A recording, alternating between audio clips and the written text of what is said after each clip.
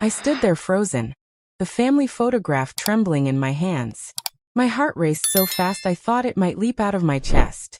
I looked again, but no matter how many times I blinked, the truth didn't change.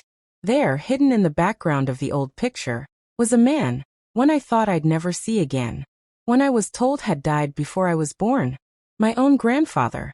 He was standing right beside my dad. Alive. Smiling. And holding hands with another woman. But that wasn't even the worst part.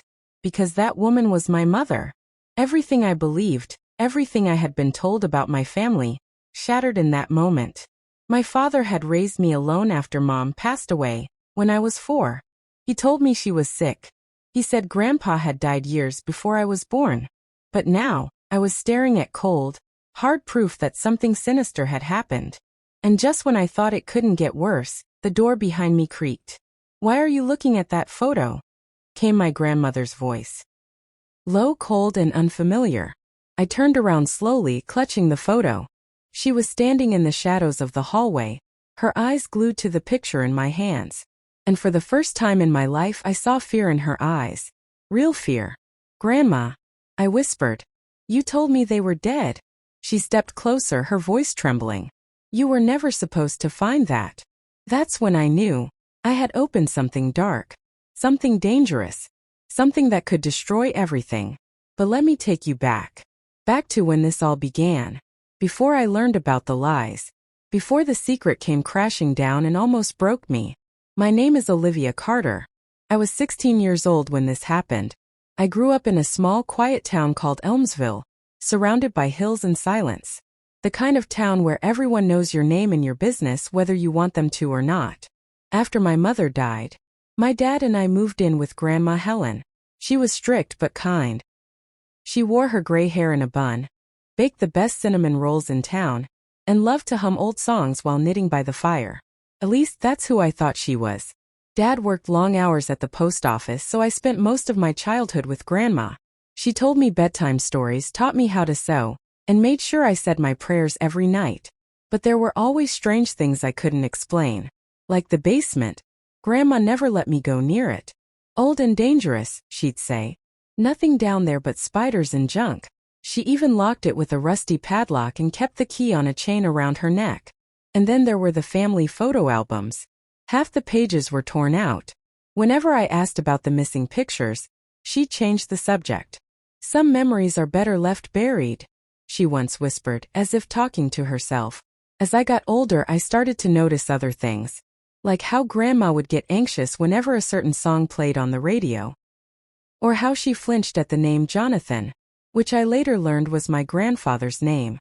One day I asked Dad why we never talked about Grandpa.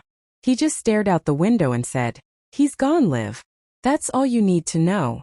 But that wasn't enough for me. Not anymore. It was a rainy Sunday afternoon when I found the photo. The power had gone out, and I was bored out of my mind. So I went digging through the attic, searching for old books or something to pass the time. That's when I found the shoebox, tucked deep behind old quilts and dusty trunks. Inside were old letters, brittle with age, and a single photograph. It looked normal at first. Just a family picture, taken in a sunny park. Grandma, Dad, Grandpa, and a young woman I'd only seen in one other photo. The portrait of my mother in the hallway. I stared at it, confused. My mom had died when I was 4. So how could she be standing next to Grandpa, holding his hand while Dad stood smiling beside them?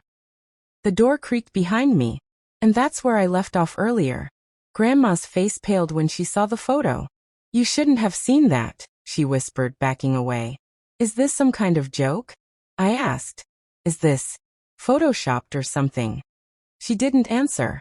"Tell me the truth," I screamed, the photo crumpling in my shaking hands. "Why did you lie to me? Why did Dad lie? Where is my mom?" Her lips quivered. She opened her mouth. But before she could speak, she collapsed. Right there in the hallway. I dropped to my knees. "Grandma. Grandma." Her body shook. Her eyes rolled back. I screamed louder, praying someone would help, but we were the only ones home. I dialed emergency. The sirens wailed minutes later, but it felt like forever. At the hospital, the doctor said it was a heart attack, but she'd live. Dad arrived, breathless and wild-eyed. I held up the photo. You need to tell me the truth. Now. He stared at it, his face draining of color. Where did you get this? In the attic, I said, tears running down my face. Why is Mom holding Grandpa's hand? Why did you say they were dead? He closed his eyes for a long time, then whispered, because the truth would have destroyed you. That night, I didn't sleep. I sat beside Grandma's hospital bed, staring at her pale face, waiting for her to wake up and give me answers. I wanted to believe there was some explanation, that it was all just a mistake. But deep down I knew. This wasn't some misunderstanding. This was a secret. A dark, twisted secret that had been buried for years. The next day she woke up, and what she told me changed everything. But just when I thought I was beginning to understand, something happened that made everything worse.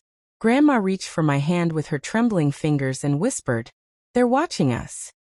I blinked. Who? Before she could answer, the power in her hospital room flickered, and then went out completely. The machines beeped frantically. The hallway lights died. Darkness swallowed the room. And in the corner, I saw a shadow move. Someone or something was in there with us. The machines screamed into the silence. Beep, beep, beep. The monitors were going crazy, flashing red as the power went out completely. I jumped to my feet, heart thundering in my ears, and grabbed Grandma's hand tighter.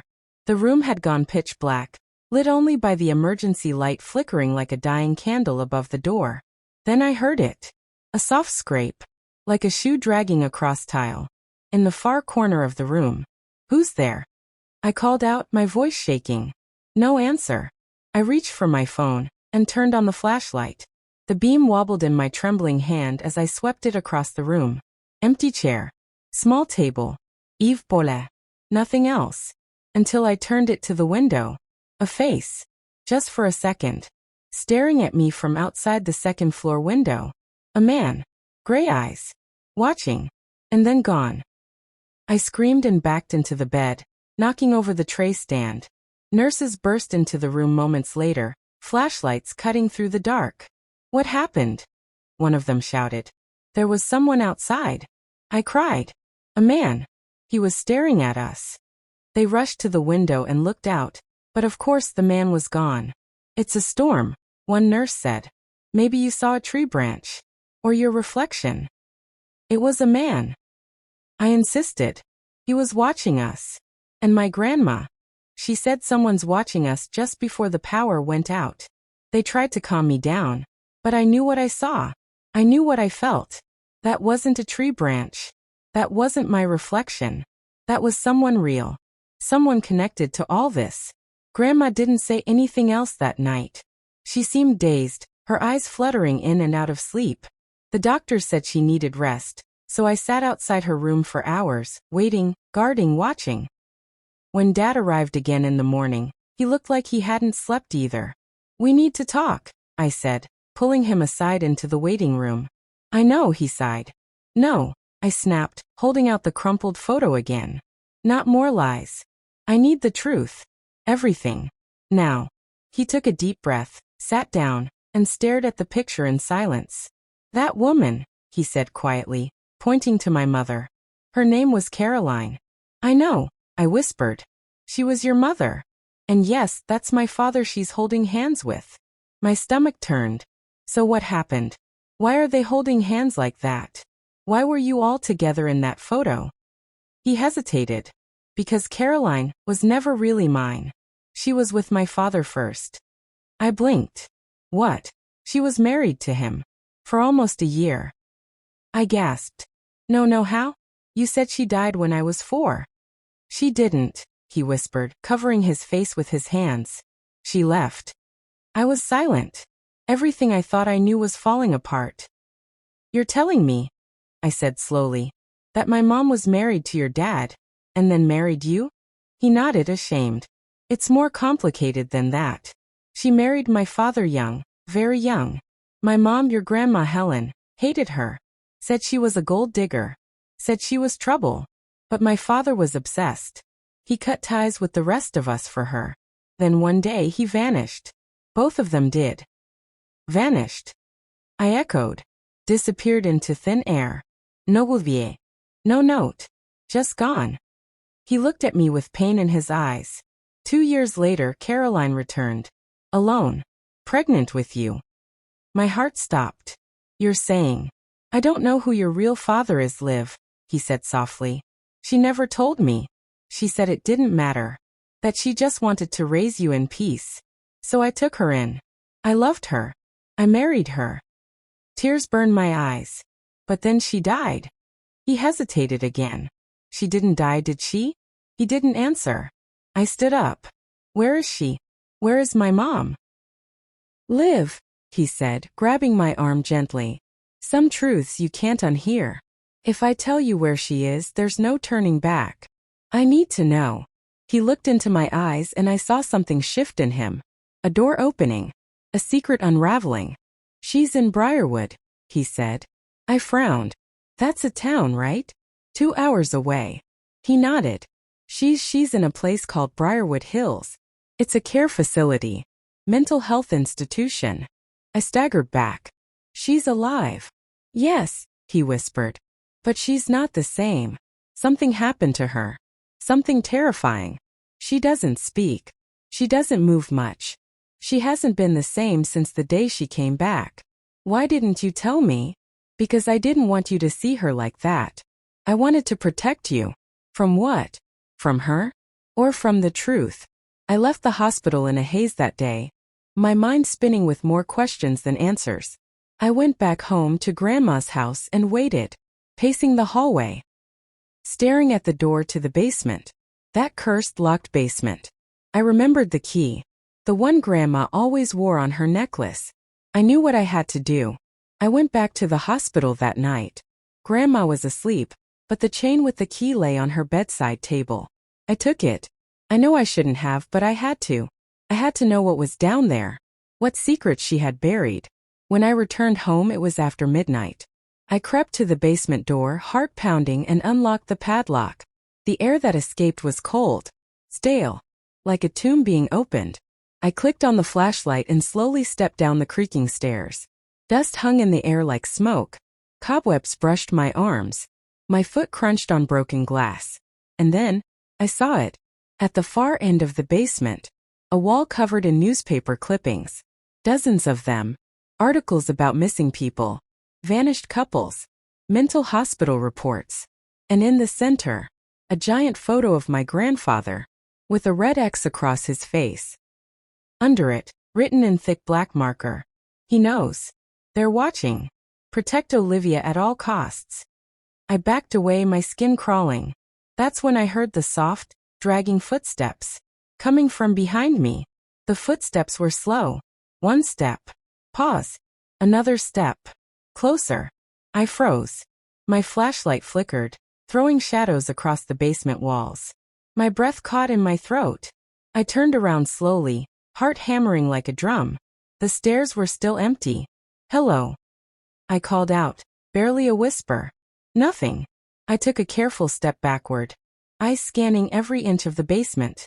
The wall of newspaper clippings rustled slightly, like it had been touched by a breeze, but there was no wind. No windows. I aimed the flashlight at the corner behind me. Empty. But then I heard it again. The creak of a floorboard. This time above me. Someone was in the house. I bolted up the stairs, heart pounding in my ears. As I reached the top, the door to the basement slammed shut, right in my face. I screamed and threw my shoulder against it. Let me out. I cried, pounding the door.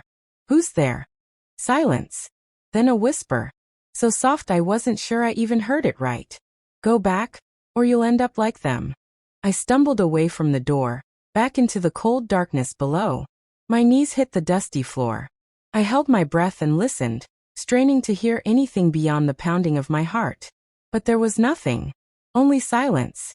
Eventually, after what felt like hours, the door creaked open on its own. I didn't wait to find out who opened it. I ran. Up the stairs.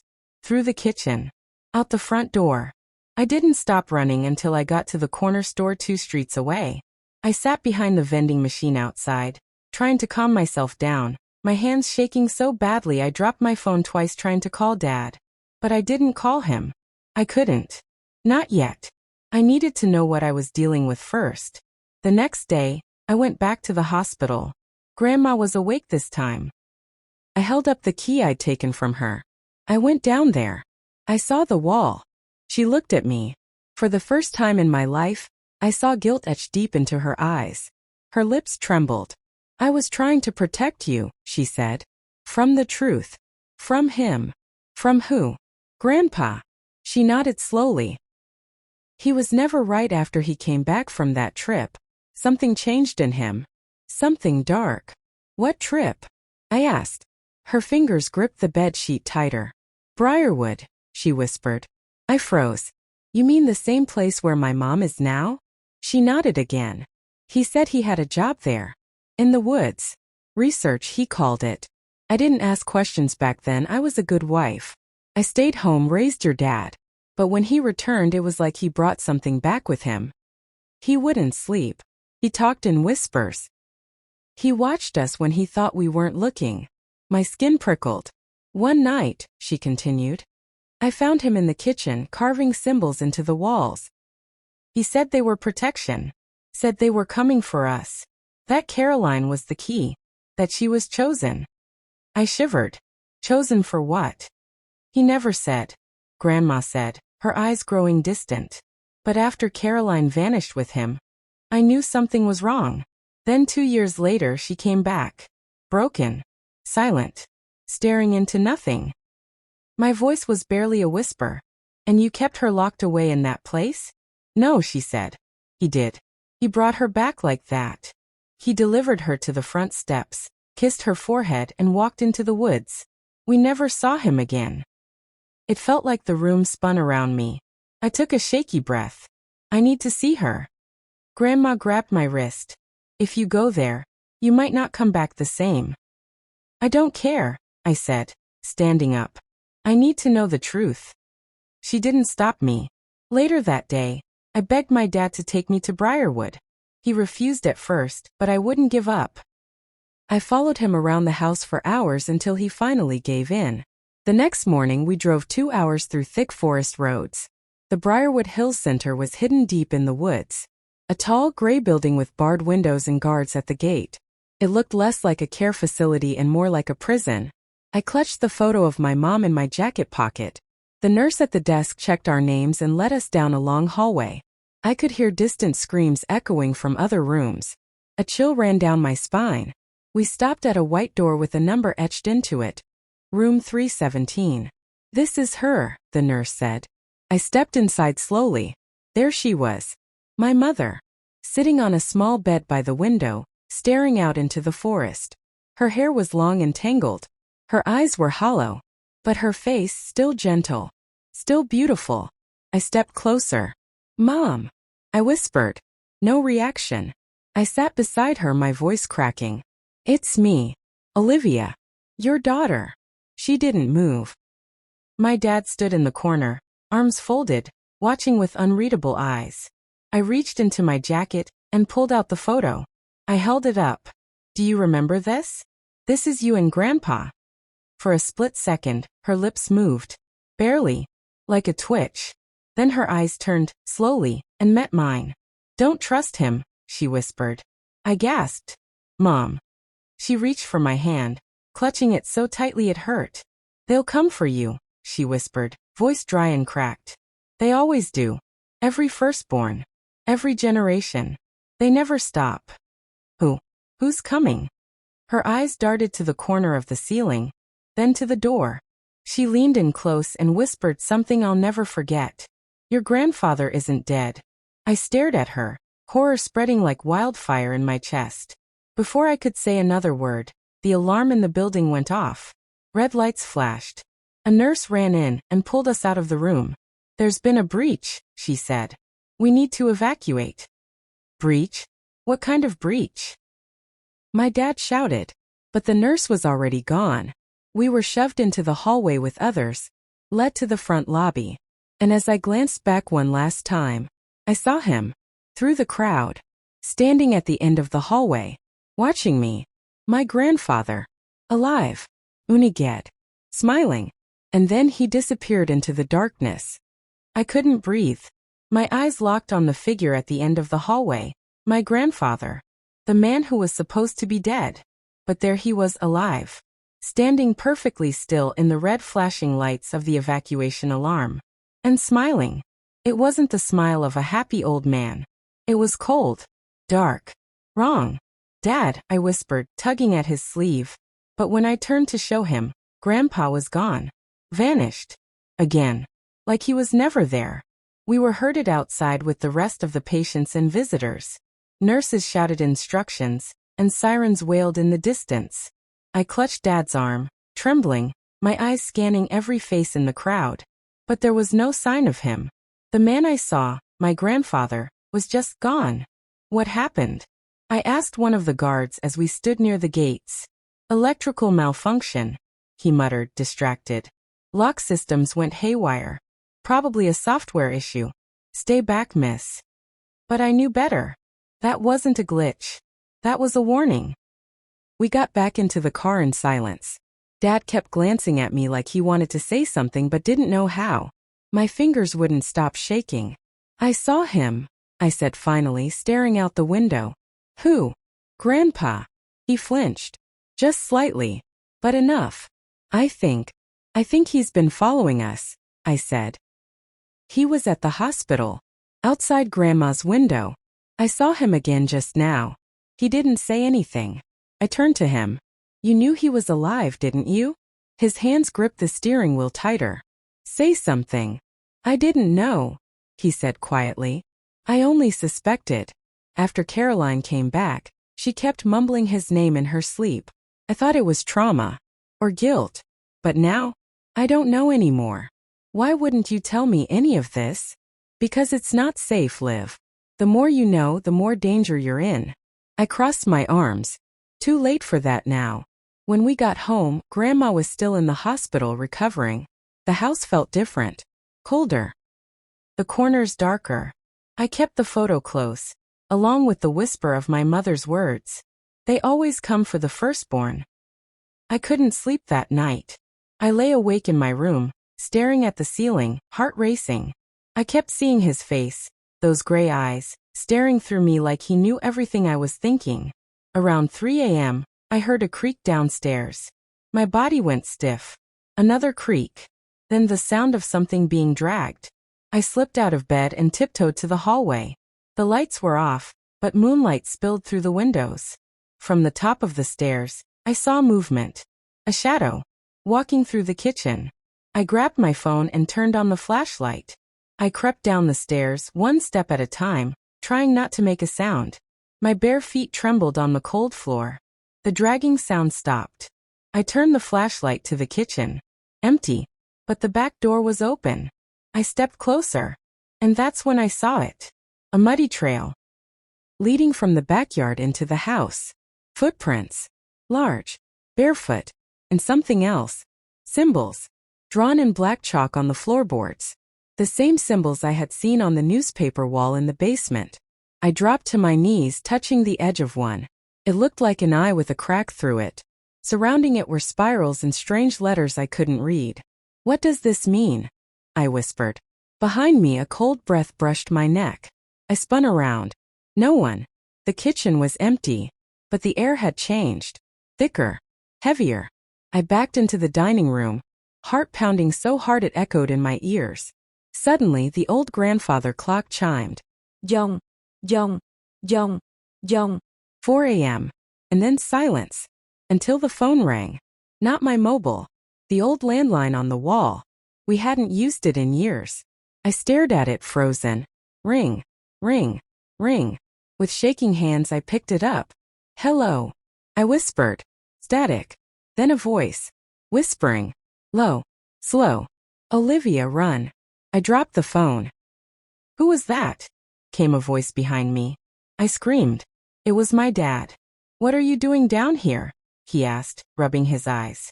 I pointed to the muddy trail, the symbols, the open door. Dad, someone was in the house. I heard them. He stepped forward and looked around. There's nothing here. The back door. I cried. Footprints. Symbols on the floor. He looked. Then frowned. The symbols were gone. Completely wiped away. Even the mud had disappeared. Liv, he said gently. I think you're exhausted. You've been through a lot. I shook my head. No, I'm not imagining it. I swear he was here. Dad walked me back upstairs and stayed with me until I fell asleep. The next morning, I checked the house. Every door was locked. Every window sealed. No footprints. No symbols. But something new was in the mailbox. An envelope. No stamp. No name. Just a single word written on the front. Olivia. I opened it with trembling hands. Inside was a photo. Black and white. Old. It showed a group of people in the forest, standing in a circle around a huge, twisted tree. All of them had their eyes closed, except for one. My grandfather. He was staring directly into the camera, expression blank. On the back of the photo, in smudged ink, were 5 words. The offering begins with her. I dropped the picture, my hands ice cold. They were talking about me. That night, I sat in Grandma's hospital room, waiting for her to wake up. When she did, her eyes immediately searched for mine. It's starting again, she whispered. What is? The offering. Every 30 years. Firstborn daughters. Your mother was chosen before you. She escaped barely. Chosen for what? I begged. Grandma looked at me, tears welling in her eyes. To feed them, she said. To keep them asleep. I blinked. Feed who? She didn't answer. But her eyes moved to the window. And there, standing in the parking lot under a flickering streetlight, was Grandpa, staring up at us, smiling. I lunged for the window. Grandma, do you see him? I cried, pressing my face against the cold glass. It's him, Grandpa. He's right there. Her lips parted, trembling. It's too late. I blinked. Too late for what? But she didn't answer. She just reached out and gripped my hand with a strength I didn't know she still had. Her eyes locked onto mine, wide, terrified, unblinking. They'll take you in your dreams first, she whispered. That's how they always start. Don't sleep. Not until we find the roots. The what? She looked away. The roots. Of the offering tree. Before I could ask more, the door burst open and a nurse stepped in. Visiting hours are over, she said. Time to let her rest. I turned back to the window, but the parking lot was empty again. He was gone. Again. That night back at home, I couldn't sleep. Every time I closed my eyes, I saw that photo from the envelope. My grandfather's dead stare. The twisted tree. And the words. The offering begins with her. Me. Why me? I stayed up, flipping through everything I'd found so far. The old photo, the scribbled symbols I'd drawn from memory, and the notes I made about what Grandma said. That's when I saw it. I zoomed in on the back of the old photo. The smudged ink had more than just 5 words. It had faint symbols scratched faintly into the paper around the edges. I compared them with the ones I saw on the basement wall. They matched. Exactly. My hands shook. I opened Google and searched for forest ritual symbols I spiral offering. Most of what came up were junk sites, myths, and folklore stories. But buried in a thread on an old paranormal forum, I found something. A legend. From Elmsville. My town. The post was nearly 10 years old, by someone called Elder_Seeker. It read, in the woods north of Elmsville, they say there's an old tree that drinks from the blood of families. Every 30 years, it demands a firstborn daughter. If not given freely, it takes by force. The tree is guarded by a keeper. A man who never ages, never dies. He watches. He waits. When the offering fails, the roots spread. They say the last girl escaped, but the curse passes to her child. I stared at those last words.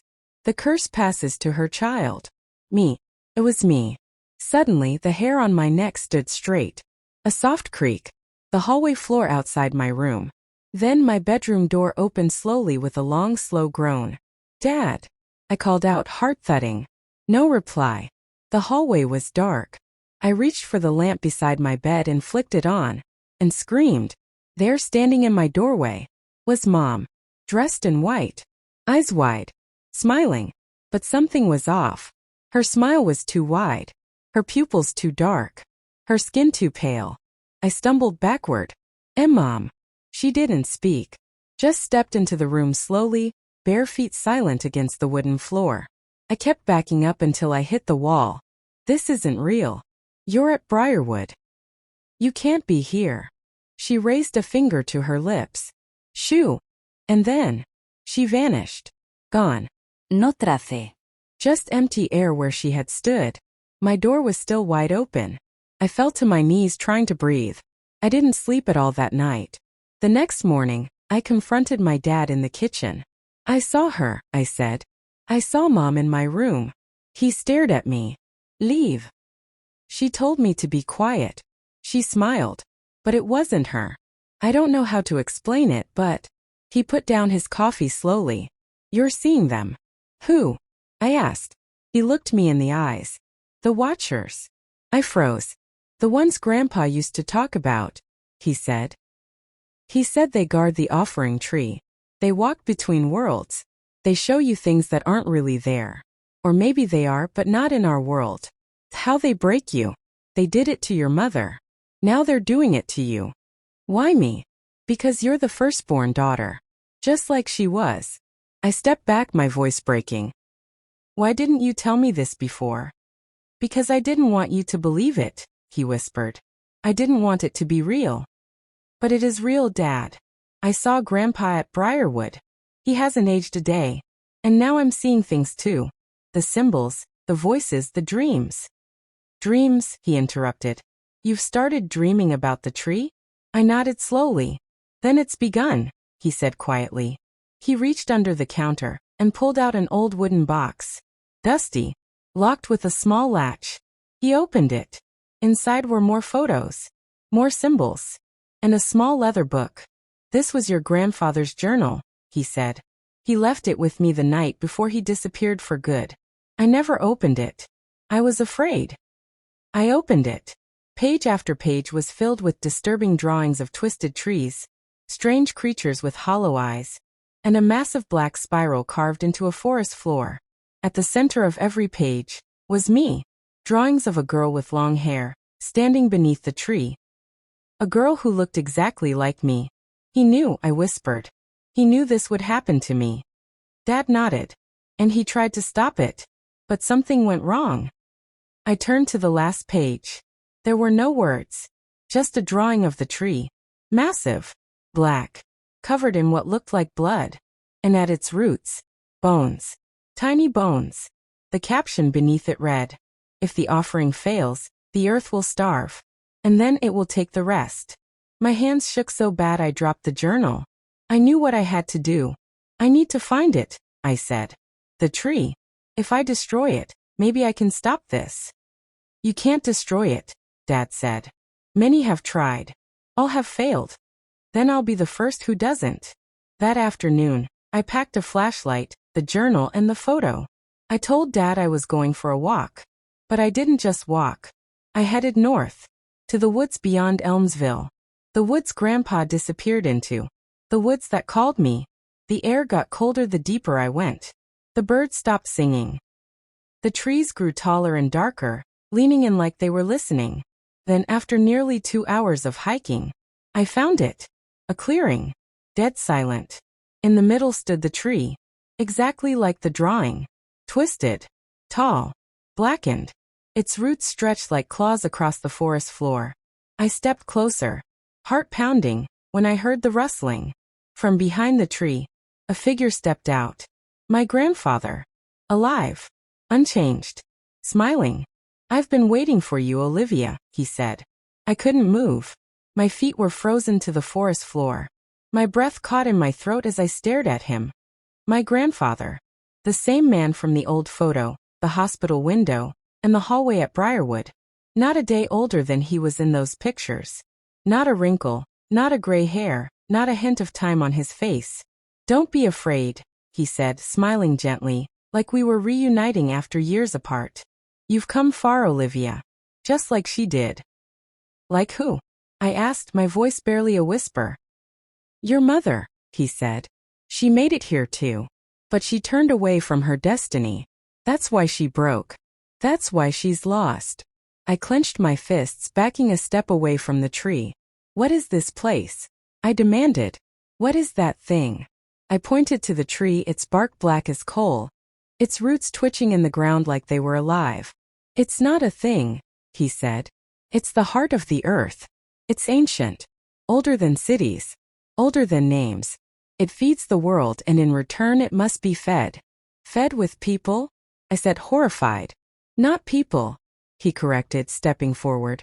Only those with the gift. Firstborn daughters. Carriers of the bond. You, Olivia, were born for this. No, I said, backing away further. You're insane. This is sick. He tilted his head. Do you think I chose this? Do you think I wanted to be the keeper? You disappeared. You left Dad. You left Grandma. You left me. Because I had to, he said, his voice harder now. Because the offering was broken. The roots spread. Your mother refused the calling, and the tree punished us. The storm that destroyed the east side of town that year? That was hunger. The river drying up in '98? That was the tree dying. And if we don't restore the balance, Olivia, he turned toward the sky, the world will crumble. You're lying, I said. You're trying to scare me. He stepped closer, eyes blazing. You've seen it, haven't you? In your dreams. In the shadows. The watchers. The signs. The whispers at night. I didn't answer. I didn't have to. He was right. I had seen them. He smiled again, softer now.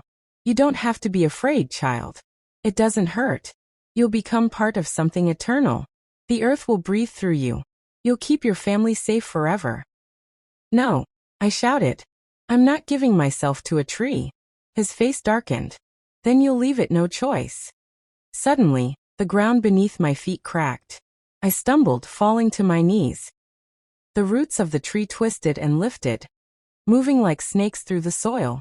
They slithered toward me, wrapping around my ankles. I screamed and kicked, trying to break free, but they only tightened. Grandpa, please, I shouted. Stop. He stood there, unmoving, ice cold. I can't. The offering must be completed. The roots yanked me closer to the tree. No. Let me go. The bark split open near the base, revealing a hollow center glowing faintly red, like it was breathing. Inside I saw bones. Skulls. Tiny ones. Dozens. All firstborn daughters who came before me. My screams echoed through the clearing. Then a sudden light burst through the trees. A flare. Followed by shouting. Olivia. It was Dad. And behind him, limping but determined, Grandma. She held something in her hand. A jar. The size of a fist. Glowing blue. Back, demon, she screamed at Grandpa. This ends now. Grandpa turned to her calmly. Helen. Always so dramatic.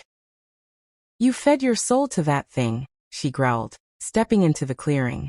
But not my granddaughter. Not this time. She opened the jar, and a blinding blue light exploded outward. The tree shrieked. Yes, shrieked. Not creaked.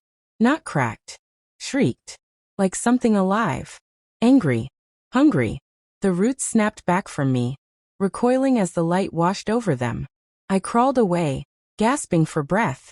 Grandpa stumbled, holding his head. No. You don't know what you've done. You've awakened it. Then. He screamed. Loud. High-pitched.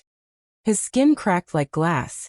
His body twisted unnaturally, and before our eyes he crumbled into ash, swept away by the wind. Gone. For real this time. The tree's glow dimmed. Its roots writhed, then stilled. The clearing went silent. Grandma dropped the jar and collapsed to her knees. Dad rushed to me, pulling me into his arms. I've got you, he said, voice trembling. It's over. I sobbed into his chest, not caring that I was covered in mud and tears. It was over. Or so we thought. Because just as we turned to leave, the tree whispered. Not loudly. Not in anger. But softly. To me. You still belong to me. I froze. Looked back. The tree's hollow center was gone. Closed. But carved into the trunk now was my name. Olivia. Fresh. Bleeding. I ran. I didn't stop until we were back at the car, tearing through the forest road like the devil himself was chasing us. Back home. I locked every door. I blocked every window. But I couldn't block out the dream that came that night. The tree. The glowing eyes. And a voice whispering in the dark. The offering never ends. I thought it was over. I wanted to believe it was over. But it wasn't. The tree may have been weakened, the roots pulled back and Grandpa turned to dust. But deep down I knew the truth. It had only just begun. That night I had the worst dream of my life. One that didn't feel like a dream at all. I was standing in the forest clearing again. The sky above was red. Blood red. The trees were twisted into grotesque shapes, like they were in pain. The ground was breathing beneath my feet. And in front of me stood the tree, taller, darker, more alive than before. And carved all over it, from roots to branches, were names. Dozens. Hundreds. Some were old and faded. Others were fresh and bleeding. And near the center, burning like a brand, was mine. Olivia. Why are you doing this? I screamed at the tree. What do you want from me? Its bark shifted, groaning like bones cracking. The roots parted, and from the center stepped a figure. First I thought it was Grandpa again. But it wasn't. It was me. An older version of me. Eyes hollow. Skin gray. Mouth stitched shut. I raised a trembling finger and pointed at my chest. Then she whispered, voice like gravel dragged across glass. You never escaped. I jolted awake, gasping, drenched in sweat. The room was pitch black. And for a split second I saw her. That twisted, broken version of myself. Standing in the corner of my room. Watching. And then gone. I screamed. Dad burst in seconds later, flipping the light on. What is it? What happened? I saw her, I panted. Me. But older. Dead. I think the tree is trying to turn me into it. Grandma limped in behind him, pale and tired. It's not done with you, she said. I thought we could stop it, but we only bought time. You're still marked. I pointed at my arm. What do you mean marked? She reached out and rolled up my sleeve. And there it was. A symbol. Faint but glowing red beneath my skin. The same spiral symbol from the offering tree. No. Iwisparat. No, what is that? It's the calling mark, Grandma said. That tree doesn't just take you physically. It worms into your soul. Into your blood. Into your future. What do we do?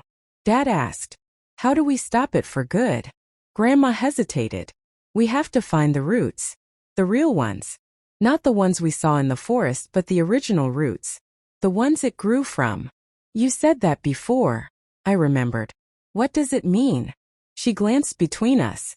There's an old legend. Before Elmsville, before this land had a name. There was something buried here. A gate. The tree is just what grew from it. The offering is only one part of the deal. But the roots, if we destroy those, we cut off the power source completely. Dad sighed. And where exactly are these roots? She looked up. Then whispered. Under this house. Silence. Dead silence. My eyes widened. What? This land was chosen, Grandma said. That's why our family has always lived here. That's why the tree took your mother. And why it's after you. I backed away, shaking my head. You mean to tell me that all this time the real root of all this literally was under our house? She nodded slowly. The basement wall you saw? The one with the clippings? It's not just a wall. It's a door. My stomach turned. I remembered how cold it felt in that basement. How the air seemed thick. Still. Almost like it wasn't air at all but breath. Like something was waiting behind that wall. We grabbed flashlights, ropes, and a crowbar. Dad broke the old padlock. I led the way down the creaking steps. The basement felt colder than ever. Like it had shifted since we were last there. I faced the newspaper wall. And now I saw it. A faint outline in the stone behind the clippings. A sealed arch. Not brick. But bone. Rows of skulls fused into the wall. The gaps between their teeth filled with dirt. I covered my mouth. Oh my God. Grandma held out the crowbar. Open it. I hesitated. Then shoved the metal into the seam and pulled with all my strength. The bone wall groaned, then cracked. A foul wind burst from behind it. Like the breath of 1,000 rotting mouths. We all staggered back, coughing. Then the doorway opened. Behind it was a tunnel. Narrow. Vet. Breathing. We entered. Each step echoed, like we were walking deeper into something alive. The walls were covered in veins. Real veins. Pulsing slowly with light. The symbol on my arm burned the farther we walked. Finally, after what felt like hours, the tunnel widened into a cavern. And there it was. The heart root. A massive, pulsing knot of roots in the center of the room. It glowed faintly red and let off heat like a fire. And beneath it lay bones. Human. Dozens. Hundreds. I fell to my knees, choking on the smell. This is it, Grandma said. This is where it began.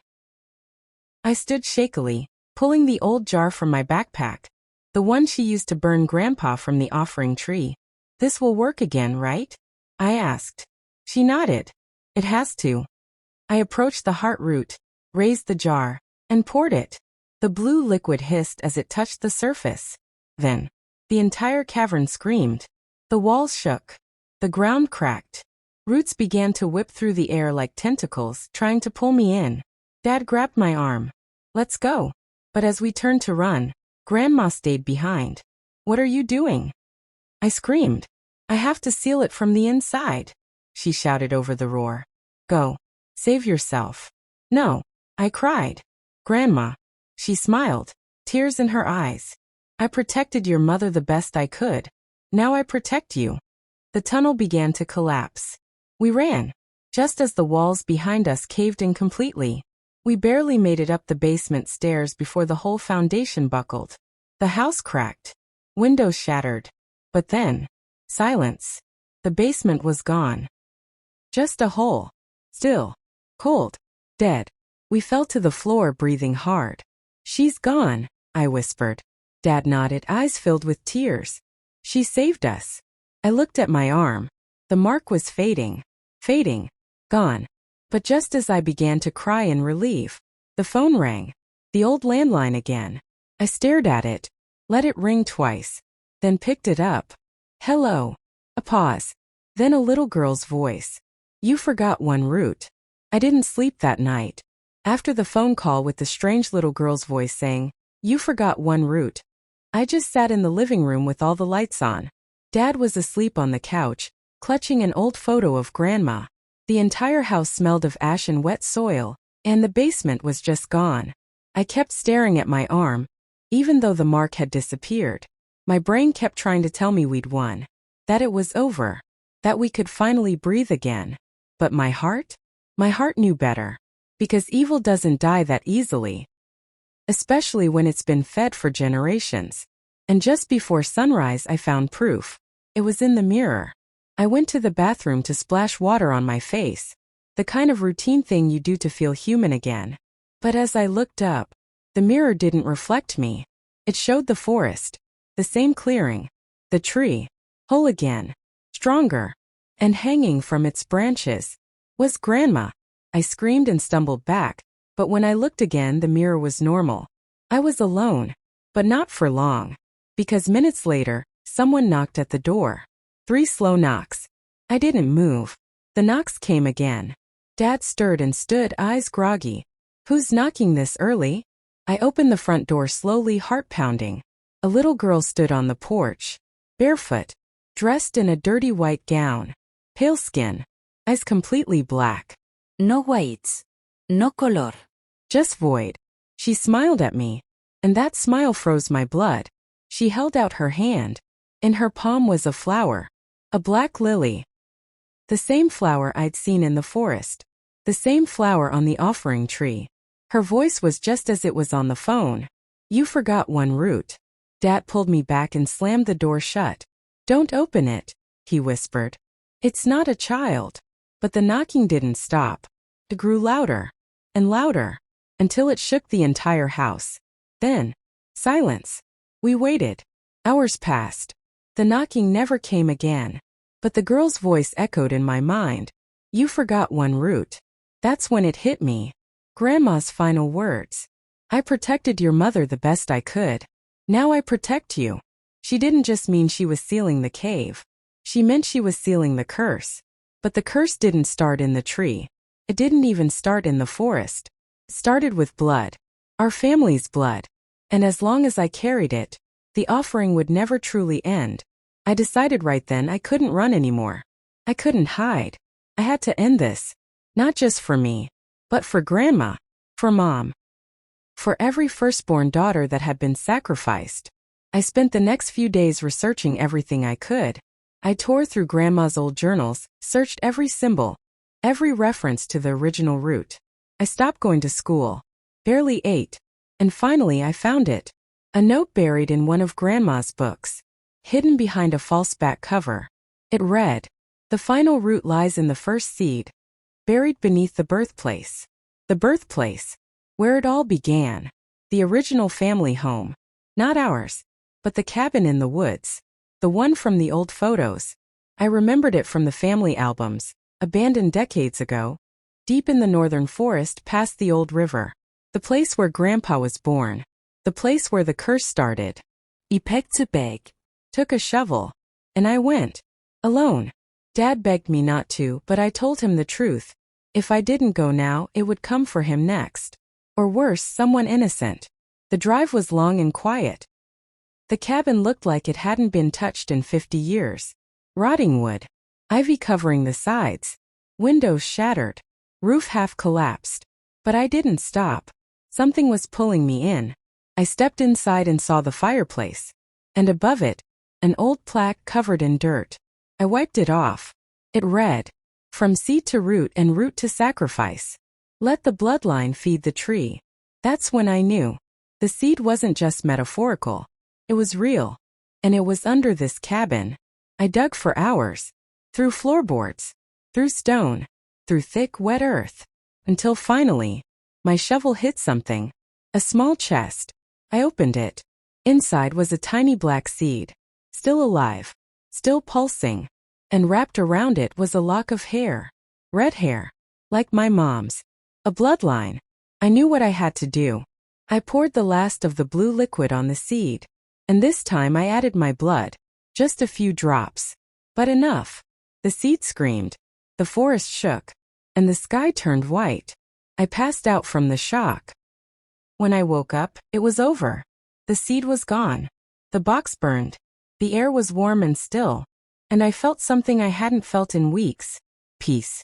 When I returned home, Dad hugged me tighter than ever. And that night, for the first time, I slept. No dreams. No tree. No voice. No mark. Just silence. Beautiful silence. The curse was broken. Truly. Finally. And Grandma's last gift was freedom. But just as I placed her photo on the mantel and lit a candle for her, a single black petal floated down from the chimney. I caught it in my hand. Cold. Soft. And on it was carved one final word. Remember.